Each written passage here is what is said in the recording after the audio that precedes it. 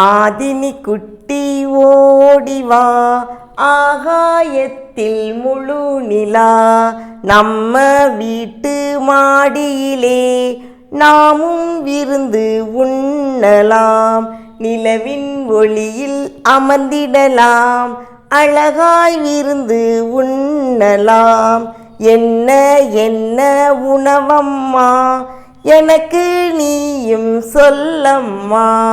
கற்கண்டு சுவையில் பாயாசம், உடையா உளுந்து அப்பளம்தான், வட்டம் சிதையா தோசைதான், சிவந்த தக்காளி சட்டினிதான், வயிறு உப்பிய பூரிதான், உருளை கிழங்கு கூட்டுதான்.